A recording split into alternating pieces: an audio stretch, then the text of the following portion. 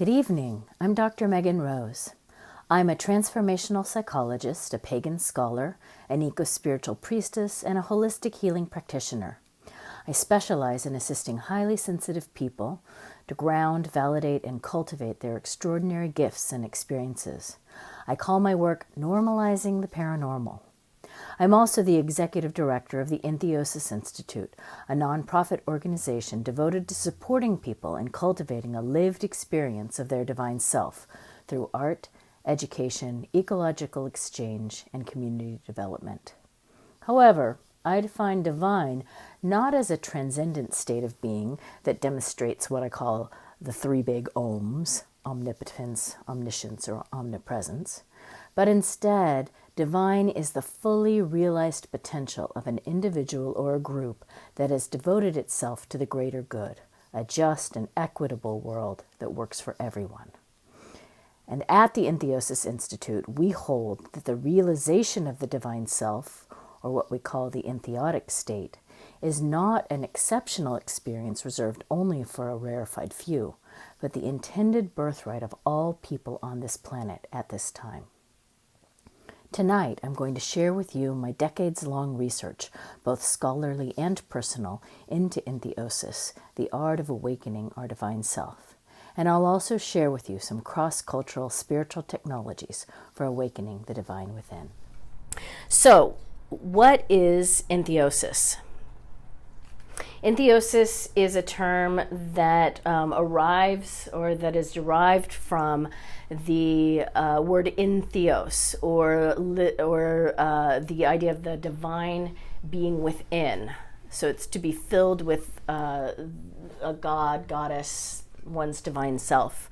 You may be familiar with that term in the context of entheogens, which are agents, usually some sort of medicine, sacred medicine, that actually evokes an experience of the divine within. And so entheosis is the process of, or the spiritual technologies that are used to awaken the divine within, whether those are entheogens or spiritual processes like meditation or movement or being in nature. There's a variety, there's a host of technologies that can be used for awakening the divine within. So a little bit of the historical context of entheosis as opposed to other ideas of the divine human, which are apotheosis, divinization, deification, or ascension.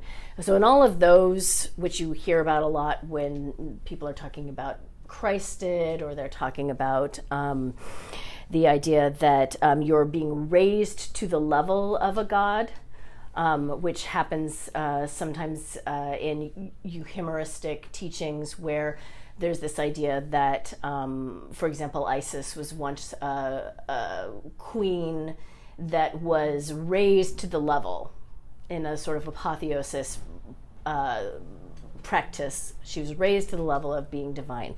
So how entheosis is slightly different from that is the idea that we already have that divine inside of us. We don't need to be raised out or expand out away from what is already nascent inside of us. We simply need to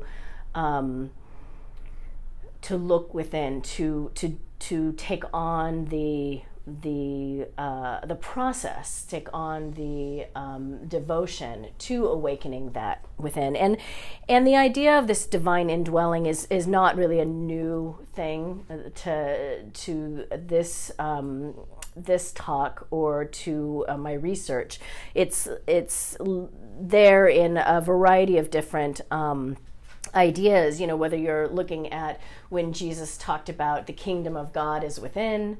Certainly in Kabbalistic teaching, there's this idea of the shards, that we're all, or the Gnostic sparks, that we all are fractals, or we all are pieces within the body or the mind body of the divine. And Kundalini Shakti is another great example of, we all have this Shakti, this goddess, this energy that is alive or that is dormant inside of us, that we can awaken through different practices. And the idea of entheosis, or the idea of awakening this divine within, is also a really ancient idea. It goes back and is present cross-culturally from ancient Mesopotamia through Egypt, China, Greece, India, Celtic practices, in modern times in Christianity. And it's now mostly talked about and practiced in traditions that I would consider, and that are typically considered to be subaltern, or traditions that are kind of under the radar. They're oppressed. They're not talked about as much. And so those are the practices that we're going to talk about tonight. What are the living practices that are alive and active on this planet at this time that that teach entheosis? So, to get us started, I'd like to just take a moment and have us do a little somatic experiencing here. I want to invite you to, if it feels comfortable, close your eyes. Or find somewhere in the room to focus that is drawing your attention. And just take a few breaths. And I'm going to give you a question to incubate with for a few moments, and maybe for the rest of the evening, maybe for, who knows, weeks, months, years. If it's a good question, it can stick with us for a long time. And the question is this: what do you imagine it would feel like if you were divine?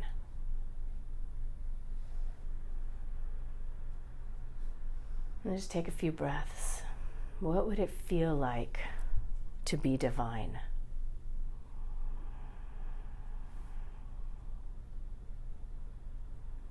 What would your relationships be like?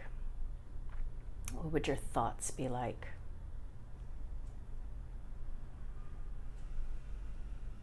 How would you show up in the world? How would you feel about yourself and others?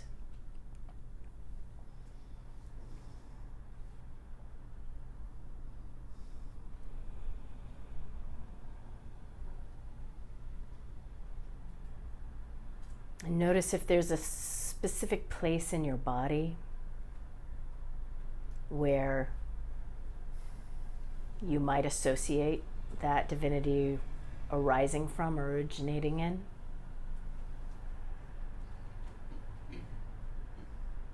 And maybe there's a color or a sound or a scent or something that for you represents your divine spark.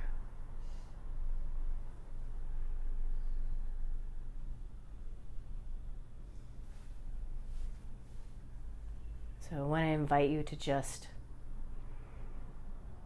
blow on that spark a little bit tonight.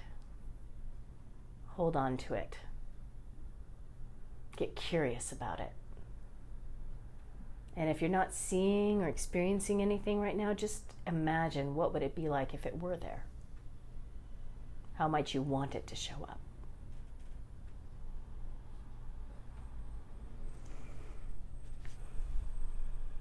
When you're ready, go and open your eyes.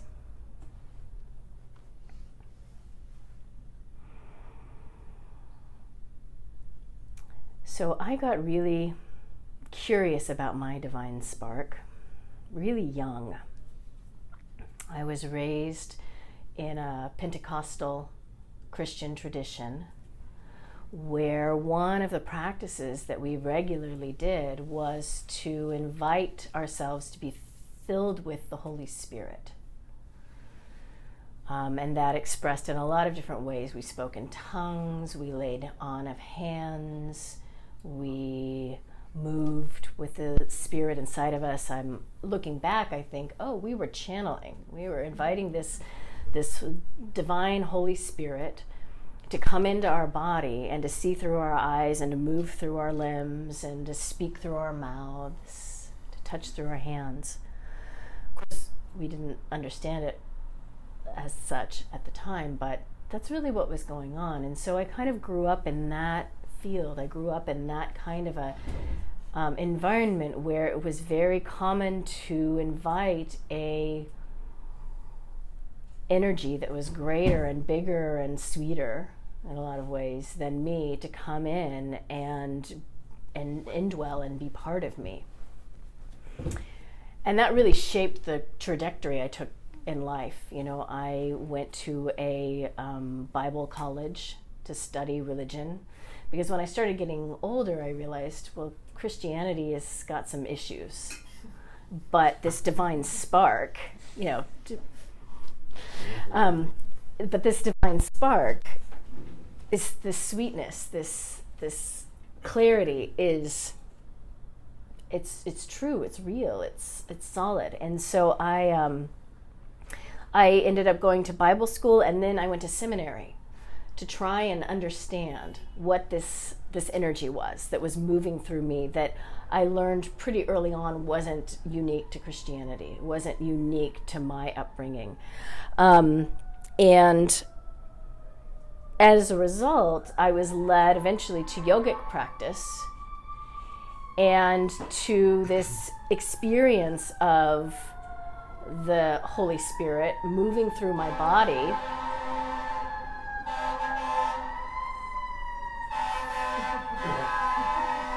Goes. Moving through your body. There it goes. Hallelujah! It's the fire! Going right on by.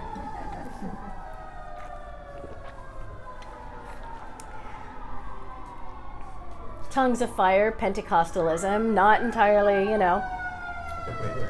I know. Everybody's invited. Just let it go by.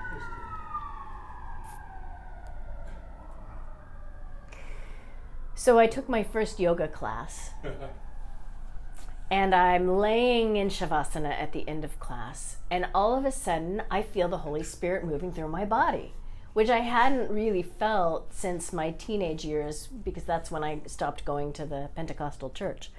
And I thought, whoa, like what?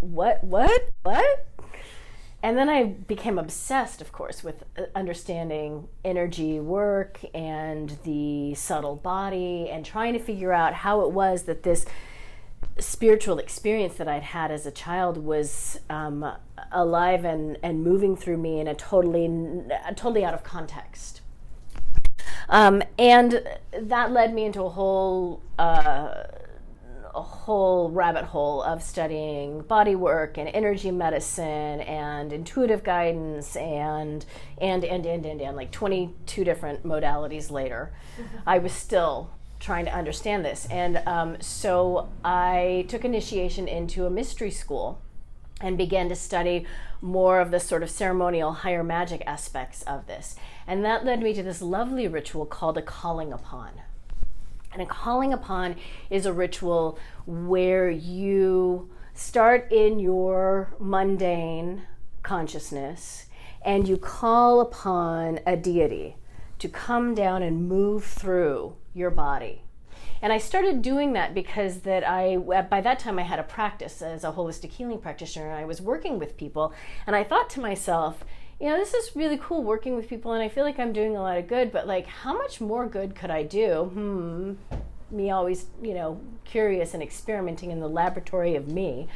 How much more good could I do if I did this as Isis, or if I did this as Sophia, or if I invited the goddess to move through my body and lay on of hands and touch and counsel and whatever that I was doing. So daily I started doing this calling upon ritual before I would work with my clients, and I invited this divine energy, this goddess form, to work and move through me. And interesting things started happening in my life, and things started having to shift and reorganize and reconfigure. And after a number of years of doing that, I finally worked with an entheogen. I worked with a sacred medicine. And that first journey that I took with the medicine basically showed me that all of that work that I had been doing leading up to that was firmly now placed in my field. Now let me be clear. I was not showing up as the goddess Sophia 24/7, you know, like I still was Megan, and I still was working through issues and still struggling and still having, mundane consciousness, ego issues. But I also had this something plus that I could reach to, or that when I was in a really present, still, calm place would move through me. And I could feel that shift, and that was like, yeah, that's where I'm growing. That's who I'm becoming. That's it. So this became a really important piece of my inquiry and a really important piece of why I undertook the research that I undertook. And I was here a couple of years ago, and I shared about spirit marriage, which is an aspect of this, really. The idea that humans marry non-human or non-physical entities, deities, angels, fairies, Loa. And through that marriage, something new is born. And as I was researching it, I realized, well, this whole idea of the higher self, it is a kind of marriage. It's a kind of divine union where the divine within, without, up, down, in, out was like, at some point, like trying to put a spatial location on this became kind of, a moot point. It's really this idea of stepping into a deep and intimate relationship with a consciousness that is greater, that is more expanded than your own. And so my research quickly began to include this idea of divine awakening as a form of spirit marriage. So in my research, I found 3 contemporary lineages, and there may be more. And I'm thrilled to hear, people's feedback at the end if they know of other traditions that work with this. But these are the 3 that I found in my research and that I was given access to interviewing. So these 3 lineages are the Hermetic lineage that uses the Abramelin ritual, which is the ritual that puts the magician gives them what's called the knowledge and conversation of the holy guardian angel. So we'll talk about that one first. So Hermetic magic, for those of you that don't know, is a form of magic that is often associated with ancient Egypt and uses a lot of its foundation, a lot of the Hermetic magic foundation is in Kabbalah. And so that's sort of Hermetic Kabbalah versus Jewish Kabbalah, which talks to each other and has a lot of crossover, but does have areas where they differ. And Hermetic magic, the term Hermetic comes from the magician Hermes Trismegistus, or thrice great Hermes. And is a system that has been used for alchemy and for really personal transformation, at least since the Middle Ages. Some say much later than that, or earlier than that. So the protocol for achieving knowledge and conversation with the Holy Guardian Angel, the primary protocol for doing this is called the Abramelin operation. And the Holy Guardian Angel, as you see the Aleister Crowley quote there, the Holy Guardian Angel is the spiritual son of the soul of the adept. So the idea is that we have our mundane consciousness, and then we have a consciousness that we often hear talked about, the higher self, and the Holy Guardian Angel sits above the higher self. And we touch into the Holy Guardian Angel through the vehicle of the higher self. And so really the objective in the Abramelin operation is to discover the name and identity of the Holy Guardian Angel and establish an ongoing relationship with it. It, him, her, who knows? It's really amorphous, and at that point is really not gendered at all. But the way that I learned more about the Holy Guardian Angel and the Upper Melon operation was I interviewed a really high level adept in the Golden Dawn. We'll call him Frater Lux. And I should clarify, he's not an adeptus. That's not his grade. He's just somebody who is achieved a very high degree of initiation within the Golden Dawn and is actually the head of one of the lodges. And he is someone who has achieved the Abramelin operation. Now, when I went looking for someone to interview, the first thing that the Hermeticists told me were, if anybody tells you that they've achieved the knowledge and conversation with the guardian angel, they probably haven't, and those that have don't really talk about it.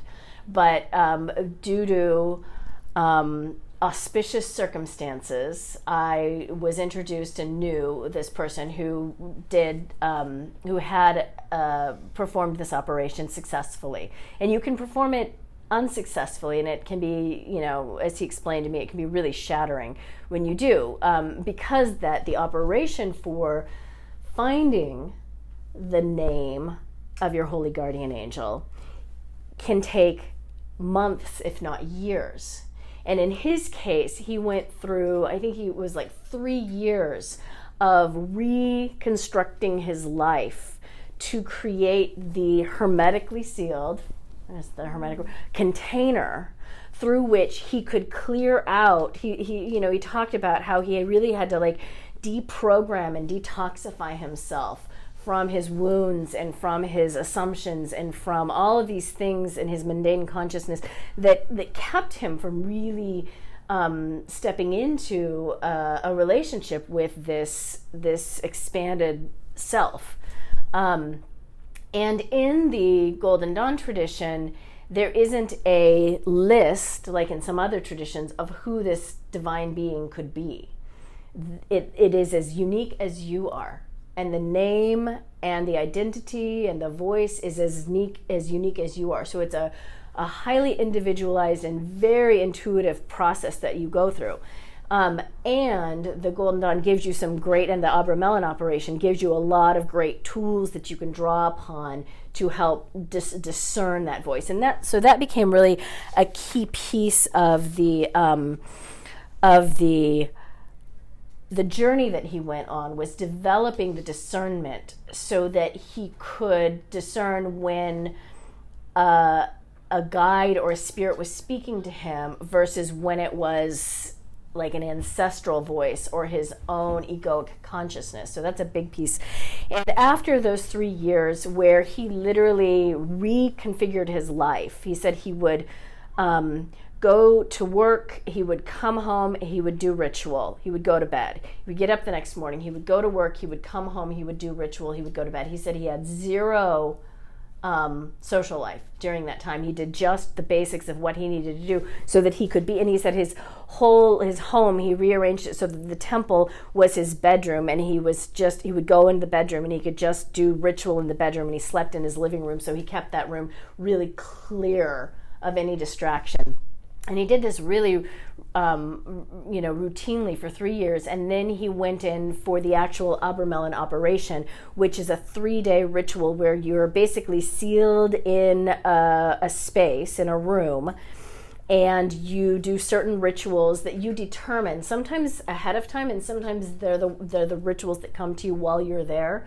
But you're there in a sealed room for 3 days with no contact and doing nothing but questing, but doing nothing. It's almost like, a vision quest. You're questing for this, and he said, you would set a timer, you would go to sleep, set the timer, wake up, do more ritual, set the timer, go to sleep. And so for 3 days he did this. And he had someone there that was helping him, that was giving him food and stuff like that. And then he said after about 48 hours, he said things really got interesting, and he started seeing what he thought at the time was the face of God in the smoke of the incense burner that he was using. And he said then at the very, very end of the 72 hours, as he was closing the whole temple down, he said that's when it happened. And he said it felt like what he described as a reverse kundalini experience where a lightning bolt struck him through the top of the head and moved through his body and knocked him flat on his back on the ground. And he heard the voice, and he saw and he experienced this in this entity, his holy guardian angel. And he said he walked away like he was on one track and walked away just completely a changed person. And he said, ironically, it's not like, the holy guardian angel is Harvey sitting on the seat next to him, telling him what to do with his life. He said it's more like, I love this analogy, it's more like Max Headroom, where he gets this like ticker tape through his head. And he said he came out of that with some questions about, should I continue my participation in the Golden Dawn? Should I step up my commitment? And he said he didn't get a yes or no answer. He got like laundry lists of things that he was supposed to teach. And so he said that's how his relationship has been since then with this embodiment or this indwelling. It's not a constant commentary, but usually he gets just like the finger in the back. You have to do this now. Here's what to do. Here's how to do it. Short, sweet. And that actually is not uncommon from the other people that I talked to. So let's move on. So here's, before we move on, the example on the left there is this, the lightning bolt that he's describing, which is, if anybody studies Kabbalah, it's the lightning that moves down through the tree of life. And that is similar to what he described as the experience that he had of that moment of knowing. And again, although he said he stepped away changed and his priority changed, he said, usually I was like, thinking about things like, where can I get a really good brownie? And, he said after that moment, he was thinking of things like, what do I need to do to serve? What do I need to do to teach? How do I further share these experiences that I've had out in the world? He said it's just his whole consideration around prioritization and meaning in life had shifted. So the next group that I met with and that I studied were is the voodoo community, and voodoo is Haitian voodoo comes out of Haiti, and that is a syncretic tradition of a few different religions: the indigenous tradition of Haiti, African spirituality that was brought through Haiti during the Middle Passage, as well as Catholicism. And its cousin, or its sister really, is New Orleans voodoo, which also has some influences of the French Creole culture from New Orleans. Very, very similar techniques, so I talk about them together, even though they have some very distinct differences. So there's a protocol in voodoo for the matet, and the matet is sort of like the deity, your patron deity, your holy guardian angel. It's literally the master of your head, and this is the deity deities that sort of sits above you and is kind of like who you're most resonant with, who you're closest to in their pantheon. And in Vodou, they have a very specific pantheon of deities. They're called the Loa, and there's very specific personalities and very specific identities, although they also have a lot of derivations in the Loa pantheon as well, that when you get into like more ancestral deities. So the idea with the matet is the matet ritual, or the ritual that brings in the matet, is called a coucher, and similar to what Frater Lux did in the Abermelin operation. The coucher ritual is a 7-night enclosure. Coucher means to sleep. It's an enclosure where for 7 nights, for a full week, you are enclosed in again, like a hermetically sealed chamber where you're doing ritual to bring and to open yourself up so that the deity can be placed in your head. And the mambo or the ungan, the priest or priestess, is, and the community really is involved in this, because you've got to be fed for 7 days and 7 nights. You've got to be tended to, so the community is constantly coming in and attending to you. And the idea is that at the end of this, it gives you the indwelling of this guardian spirit, or this divine self that is sort of coming in.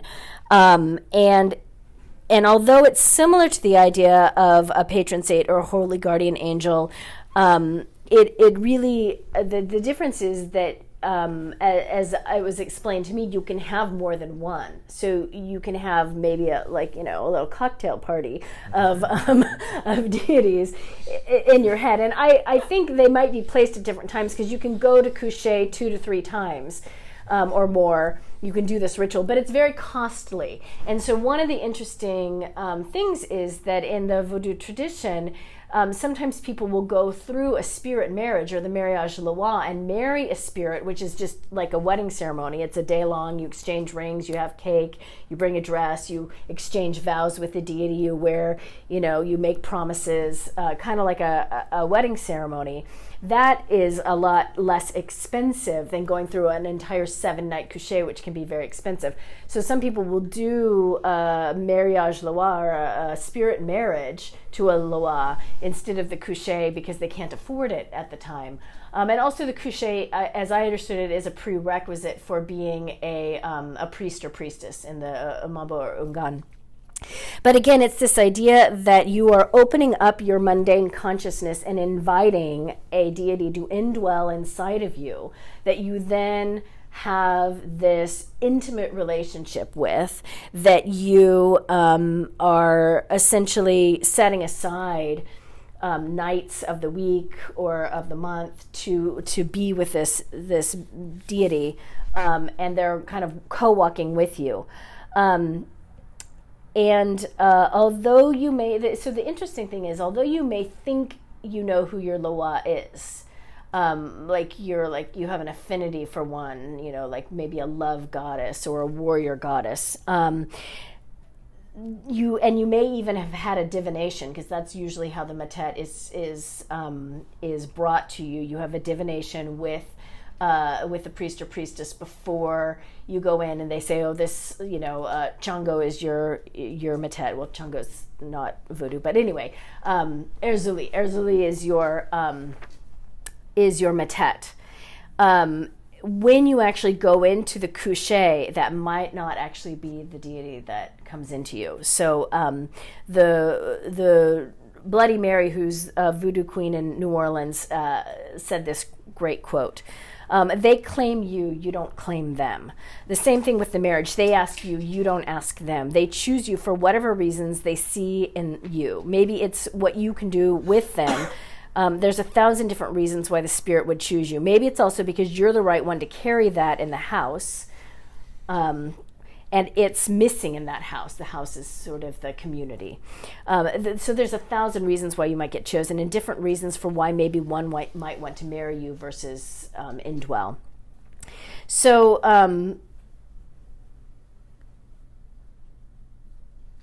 the matet is more like a relationship you hold inside of yourself with this patron saint or higher self, versus the mariage is more of an external. But again, we get into these up, down, in, out.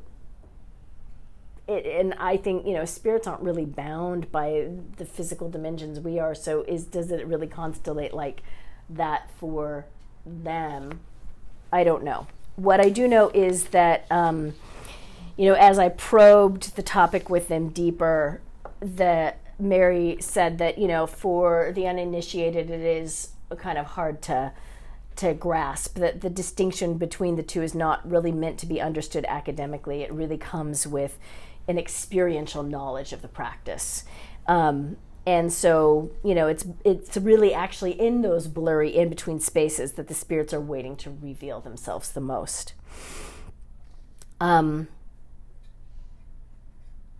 And the loa, it might be the same entity from person to person, but the nature of your relationship with them will determine how they manifest for you. So even though I might work with Erzuli and somebody else might work with Erzuli, my Erzuli and their Erzuli, and our relationships are going to be slightly different because it's unique to who I am or to who they are.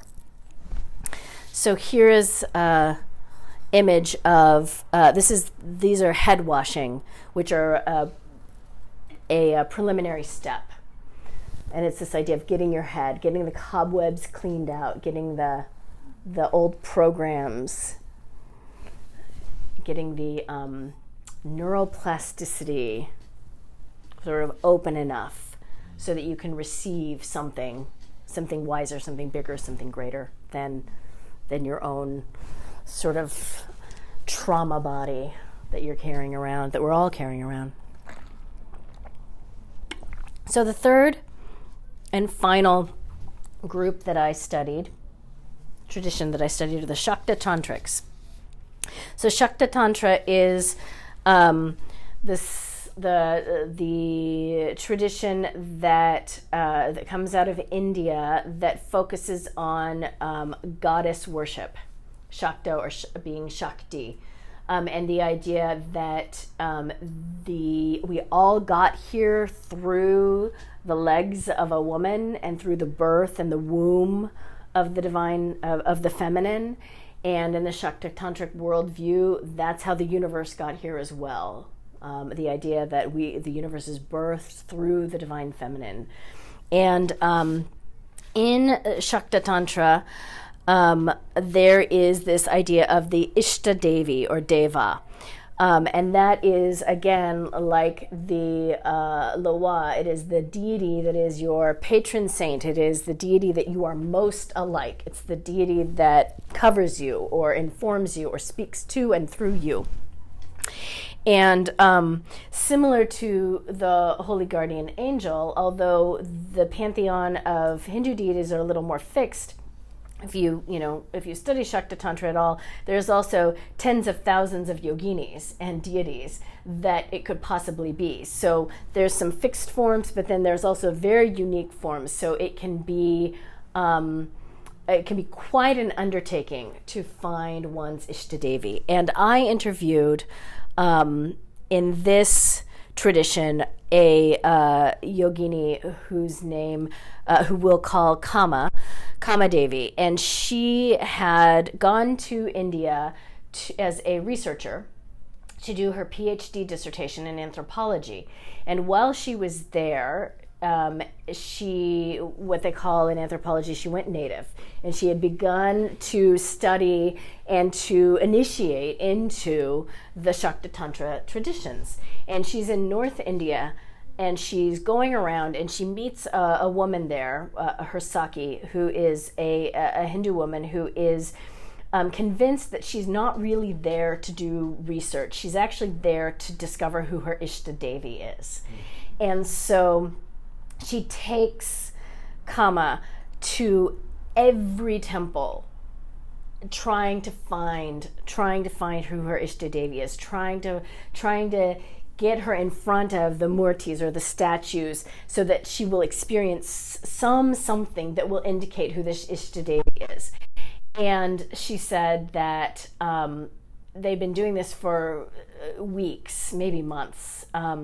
And finally, this one day, they went to a Ganapati, a Ganesh temple. And she said she was just on some odd day of the week there at this temple. And she said she went to make an offering to Ganesh. And she said she felt this feeling, it was kind of like butter. Something just sort of melted. And something shifted in her. And her Saki said, "What was that?" And she's like, "I don't know. I just felt something soften." And she said, "Good." Because if you know anything about Hinduism, you go to Ganesh. Ganesh is the road opener. Ganesh opens the doors for any and every experience to happen. And you always petition Ganesh before you do any other sadhana or any other work, because he's the one that either opens or bars the way for you. And so she said, "Good, Ganesh has opened the way for you to find your Ishta Devi." So not long after that, she was at a Kali temple, and she was there on a Tuesday, watching the offerings being made at the temple, and at that temple they perform animal sacrifice, which is a common practice in that tradition, and specifically for Kali, and is also, we could have a whole conversation about the ethics of animal sacrifice and what they do and how they do it as a sacred practice is vastly different than the slaughterhouses and sort of how the animals are treated. But setting that aside, what happened was at the temple, the spirit of Kali came to her and came into her and moved through her.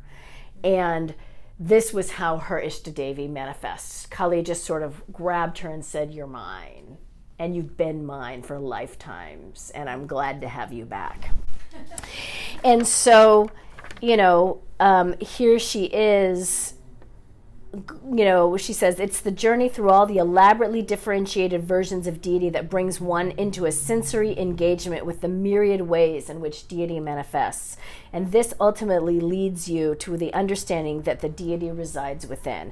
So really the idea is that this central deity isn't necessarily something that's out there, but is nascent or latent inside of you and is just waiting for the right auspicious circumstances to sort of wake up and make itself be known. And then what happens is this beautiful dance. And when this happened with her 20 some odd years ago, there was very little that was understood or taught about Kali here in the West. And so she went on this odyssey of trying to understand how to have a relationship with this really fierce goddess who had claimed her that she had no books, no research, no nothing. She said she couldn't find anything in the academic or in the esoteric world about her. And so a lot of what she learned was simply she said she found a tiny little Kali statue, she set up an altar with a candle, and she just began to have this relationship to understand what this was. And that eventually led her to a family in northern India that became her kula, that became her community, that have been doing Kali worship for years, and that taught her all the things that she needed to know to worship this deity. But interestingly enough, Kali not only became her Ishtadevi, but Kali married her. So this is something that is also unique, is the idea that we can have this deity that is latent inside of us that awakens, but then we can also move into like a wedded relationship with that deity. And that was a whole interesting way in which that manifests. And the way that she described that, the difference between those two is she said, before it's kind of like Kali was her Ishtadevi and they were dating, and they were like talking and they were having conversations and they were, maybe like, intimate, but, it was still a kind of and then the marriage came in and it was like they took vows and it became serious and it became this lifelong commitment of how am I in this relationship now out in the world. So the interesting thing, and here's an image of this is the womb or the spoons that are used for offerings, and the image on the right is the Kumari, and these are young women who are worshipped as the goddess in their community as manifestations of the goddess while they're I think 7 to 9 years of age.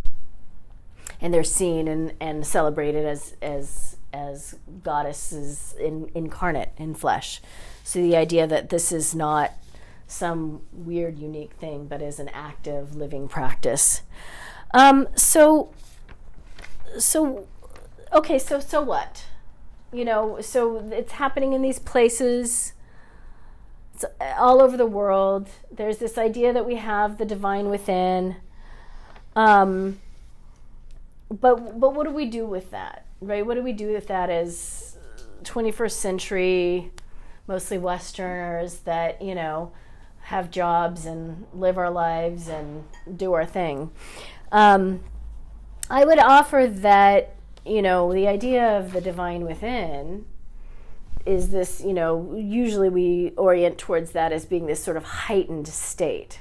And so really to reach a state of expansion, we also need to make sure that our roots are really deep. So we can really only expand as far as, or ascend as far as we deepen. So we need to be aware that the balance is important. We're not all of a sudden deciding, I am divine, I am God, and therefore everyone should treat me as such, and demanding that of this isn't a demanding thing. We don't demand our relationships and demand the people that we know treat us with some sort of auspiciousness. We understand that is how we treat ourselves, that's how we talk to ourselves, that's how we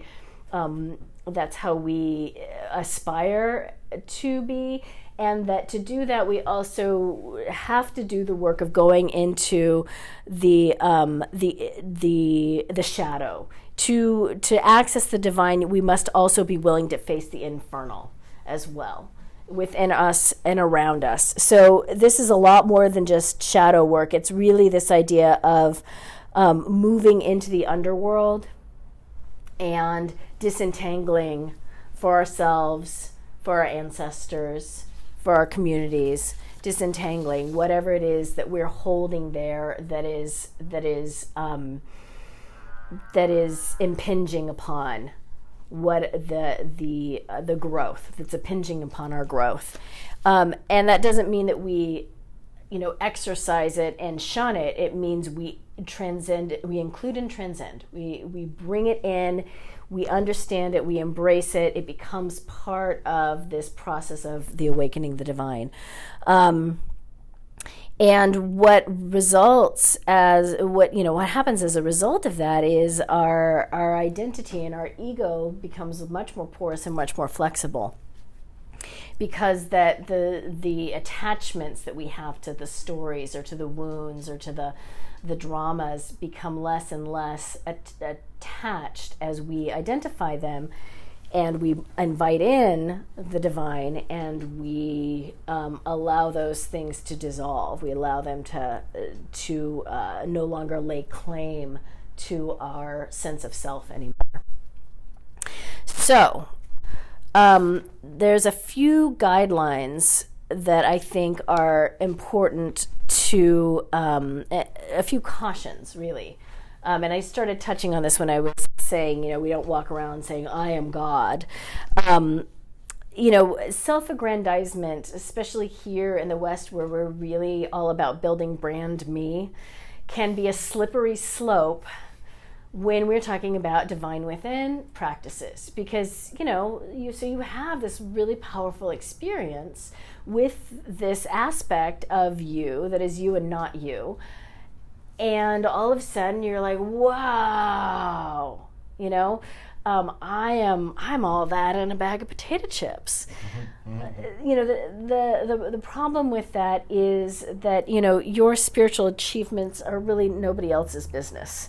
They're kind of like they're the path that you're on, and this is why the Hermeticists told me, anybody that's actually done the HDA isn't going to actually tell you that they've done it, because it's a process that brings great humility and great introspection with that, because not only are you realizing that you have the divine within, but really you're realizing that everyone has a divine self. So this idea of superiority kind of melts away, because everyone has a spark of the divine that is within them, that is just yearning to get out. And it may get out in this lifetime, and it may not. It may get out in another lifetime, and that's not for us to judge. Everybody's on their own path, and everybody's working with that energy in whatever way that is in alignment with what they signed up to do in that lifetime, in this lifetime.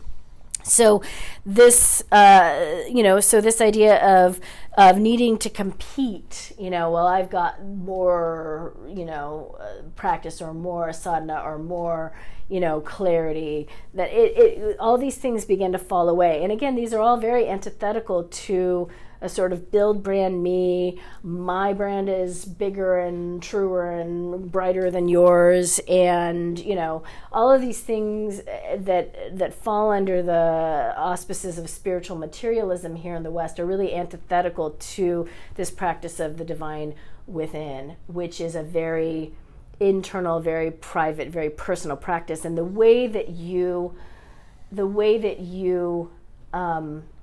I would offer that the way that you actually see the fruits of this practice is, what are your relationships like? How are other people treating you? And how are you showing up in your life and in your like internal practice? How are you talking to yourself?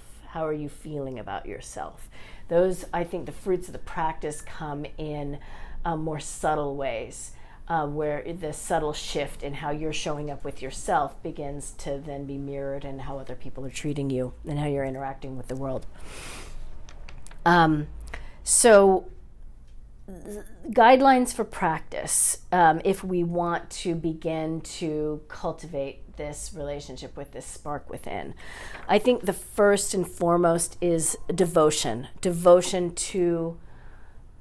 the spark, to the idea that a spark is even there. We must have an unwavering devotion to the great work of embodying this divine self, including the fact that it is, or including the belief that it is in fact possible. So if we believe that it's possible, that we could have this sort of awakening, and we say, hey, there's these other traditions that actually actively practice this, what would it be like if I were to start doing this? I think that gets us a long way to continue to ask that question.